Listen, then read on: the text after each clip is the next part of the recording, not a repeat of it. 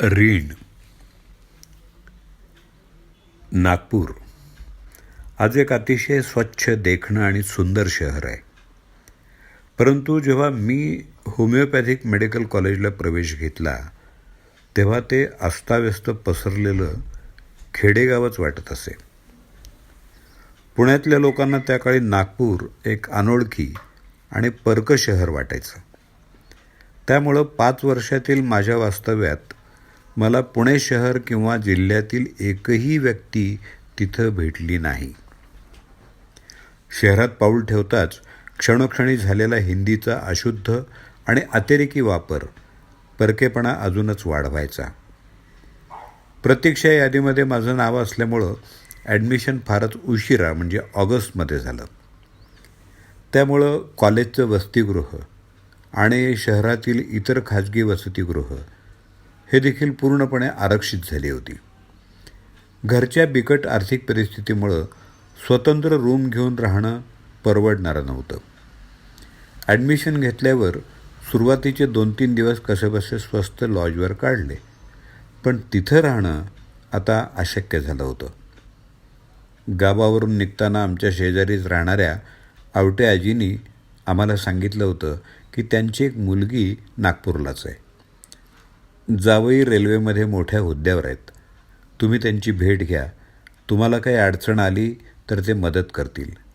अर्थात इतक्या तरोटक आणि जुजबी ओळखीनं त्यांच्याकडे जायचं धाडस होत नव्हतं. परंतु आता राहण्याची कुठलीच व्यवस्था होत नाही म्हटल्यावर नाईलाज आणि एक प्रयत्न म्हणून त्यांच्याकडे जायचं ठरवलं. जुनी post office building, Parvatinagar, Nagpur. एवढ्या तोकड्या पत्त्यावर मी आणि मला सोडायला आलेला माझा मोठा भाऊ प्रसाद एकदाचे त्या ठिकाणी पोचलो. बंगल्याच्या पायरीवरच एक 50-55 वयाचे गृहस्थ बसले होते. शामराव शिंदे इथंच राहतात का? या प्रश्नावर मीच तो, काय काम आहे असं त्यांनी विचारलं. आम्ही बारामतीजवळच्या एका खेडेगावातून आलो आहोत. तुमच्या सासूबाईंनी आम्हाला तुमच्याकडं पाठवलं आहे असं सांगताच आम्हाला आत त्याने घरात बोलावलं. नंतर त्याने आमची सगळी चौकशी केली. चहा नाश्ता झाल्यानंतर काही क्षणच विचार करून शेजारीच बसलेल्या आपल्या पुतण्याला विलासला त्याने सांगितलं, या पाहुण्यांबरोबर जा आणि त्यांचं लॉजवरचं सामान घेऊन परत ये. तासाभरातच आम्ही लॉजवरून सामान घेऊन परतलो. तेवढ्या वेळात त्यांनी नोकराला सांगून बंगल्याच्या मागची बाजूची स्वतंत्र खोली कॉट, गादी यासहित साफ करून ठेवली होती. आता तुम्ही या नवख्या शहरामध्ये भटकत राहू नका. तुमची राहण्याची व्यवस्था केलेली आहे. आता इथंच राहायचं अशी आज्ञाच जणू काही त्यांनी केली. दरम्यान कॉलेज नियमित सुरू झालं. सुरुवातीचे 2 दिवस त्यांच्या घरीच जेवणाची व्यवस्था केली होती. 2 दिवसानंतर मी त्यांना विनंती केली की इथं जवळपास तुमच्या ओळखीची किंवा स्वस्तातली मेस असेल तर सांगा. याच्यावर तितक्याच अधिकारवाणीनं त्यांनी सांगितलं, आम्ही जी भाजी भाकरी खातो तीच मेस समजायची. त्यांच्या या बोलण्यावर मी काही क्षण अवाक झालो. आज शहरासारख्या ठिकाणी चहा तर दूरच, पण पाणी हवं आहे का असं म्हणून सुद्धा कोणी विचारत नाहीत. तर कुठलीही ओळख पाळख नसताना त्या देव माणसानं जेवण आणि राहण्याची व्यवस्था केली होती. धास्ती एकाच गोष्टीची वाटत होती की हे गृहस्थ महिना भरल्यानंतर खोली आणि मेसचं भाडं किती सांगतील. अर्थात मी ठरवलं होतं की हे जर आपल्या बजेटमध्ये बसलं नाही तर लगेच उलट पावली महाराष्ट्र एक्सप्रेस पकडायची आणि बारामती गाठायची. महिना संपताच मी त्यांची भेट घेतली आणि रूमचे आणि मेसचे पैसे किती झाले असं विचारलं. काही क्षण स्तब्ध होऊन तो भला माणूस म्हणाला, पैशांच्या अपेक्षेनं मी तुला मदत केली नाही. मी देखील अंगावरच्या कपड्यांनिशी नागपूरला आलो होतो. देवाच्या कृपेनं आज माझ्याकडं सगळं काही आहे. माझ्या मुलांनी, पुतण्यांनी उच्च शिक्षण घ्यावं अशी माझी खूप इच्छा होती. पण सर्व गोष्टी अनुकूल असूनसुद्धा मुलं उच्च शिक्षण घेऊ शकली नाहीत. परंतु शेकडो मैलावरून येऊन तू शिकतोयस याचाच मला अभिमान आहे. त्यांनी आपल्या मनातली खंत आणि शल्य बोलून दाखवलं. कालांतरानं मी त्यांच्या घरातला एक सदस्य बनून गेलो. प्रत्येक समारंभ, आनंदाच्या प्रसंगी ते मला आपल्या कुटुंबातला एक घटक समजून सहभागी करून घेत. माझ्या कुवतीप्रमाणे मी देखील त्यांना सगळ्या प्रकारची मदत करत होतो.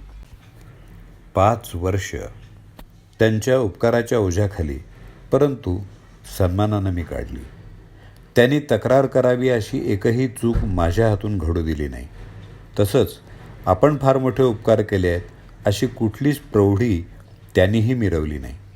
इतकंच काय, त्या 5 वर्षाच्या काळात अनेक लोक मी राहत असलेली खोली भाड्यानं देण्याविषयी विचारायचे. पण त्यांचं उत्तर ठाम असे की जोपर्यंत हा मुलगा नागपूरमध्ये आहे तोपर्यंत ही खोली कोणालाही मिळणार नाही. कॉलेजची अंतिम परीक्षा झाल्यानंतर अनेक लोकांनी आणि मित्रांनी मला नागपूरमध्ये स्थायिक होण्याचा सल्ला दिला. पण शिंदेसाहेब मला म्हणाले, इथं हजारो डॉक्टर आहेत. तुझ्या आईवडिलांना, गावातल्या लोकांना तुझी खूप गरज आहे. इतक्या निरपेक्ष निस्वार्थी वृत्तीचा माणूस माझ्या दृष्टीनं असामान्यच होता. आजकाल स्वतःच्या फायद्याशिवाय किंवा स्वार्थाशिवाय कोणी कोणाला मदत करत नाही. मदत केली तरी उपकाराची किंवा परतफेडीची अपेक्षा असते. परंतु शिंदेसाहेबांनी केलेल्या मदतीमागचा हेतू शुद्ध होता. जर शिंदेसाहेबांनी एवढी मदत केली नसती तर घरी परत यावं लागलं असतं किंवा तिथं अर्धवेळ नोकरी करून मला शिक्षण घ्यावं लागलं असतं. दुसरं महत्त्वाचं म्हणजे पहिल्याच आठवड्यात त्यांनी नागपूरचे प्रसिद्ध होमिओपॅथिक डॉक्टर विलास सुरकर आणि डॉक्टर सौ कुमुद सुरकर यांची ओळख करून दिली. त्यांचं क्लिनिक शेजारीच होतं आणि त्या महिन्यापासूनच मी सुरकर सरांचं क्लिनिक जॉईन केलं. फायनल इयरची एक्झाम होईपर्यंत मी त्यांच्याकडे शिकलो. काही महिन्यानंतर जवळच असलेल्या भगवान नगर इथं प्रॅक्टिस करणारे डॉक्टर मिलिंद नाईक सर यांचं हॉस्पिटल मी जॉईन केलं. हे दोन्ही डॉक्टर इतके सद्गुणी आणि प्रेमळ होते की त्यांनी मला त्यांच्या घरातलाच एक सदस्य म्हणूनच वागणूक दिली. या गोष्टीचा मला इतका फायदा झाला की मी मे महिन्यामध्ये कॉलेज संपताच गावी परत आलो आणि वयाच्या 22व्या वर्षीच घराची निकड म्हणून OPD सुरू केली.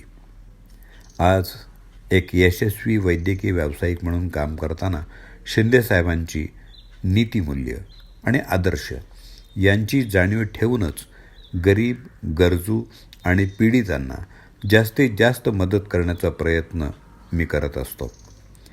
त्यांचं ऋण फेडण्याचा एक अल्पसा प्रयत्न म्हणून.